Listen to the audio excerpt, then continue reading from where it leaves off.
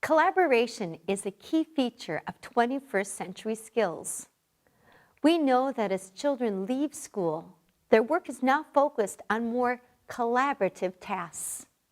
From an educational standpoint, we can witness the effectiveness of shared learning. Collaboration is students working together in pairs or in small groups, as well as working together as a class. Collaboration challenges students to be effective listeners, clear communicators, and team players. When students work together, they need to communicate about how they will work. They share their knowledge and ideas. They learn how to take turns. They need to be caring, helpful, and responsible. So how do you set up collaboration in your classroom? Here are a few simple strategies to get you started. First of all, before breaking students into groups, explain the directions of the task. Write these details on the board so that students can refer to them later. Then have students move into groups. Mill about the classroom, listening to each group. Making groups. Of course, there are many creative ways to put students into groups. A very simple way to group students is to number them off. Working in groups of about 4 usually works well. Divide the number of students in your class by 4. For example, if you have 20 students, 20 divided by 4 equals 5.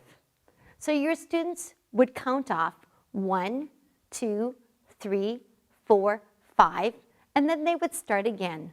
1, 2, 3, 4, 5. Designate where each number group will work. Number 1's over here, number 2's over there, and so on. Thirdly, developing listening skills is essential in learning a foreign language. Building these skills collaboratively is fun and effective.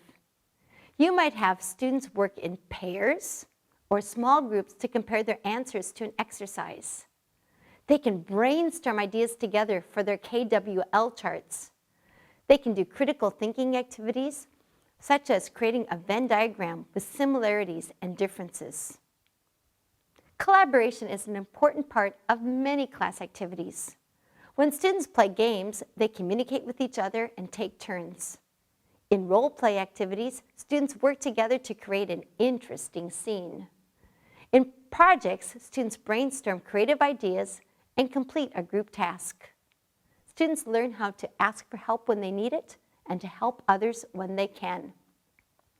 Last of all, assessment is an important part of all learning. Students can assess how well they contributed to group work. They can write down what they did to help their group succeed. You can even have students rate themselves on a scale of 1 to 4, 4 being excellent and 1 meaning little or no contribution. To help them decide, you can describe what this looks like. As you change the focus from a teacher-centered approach to a student-centered focus, students will grow in independence and confidence.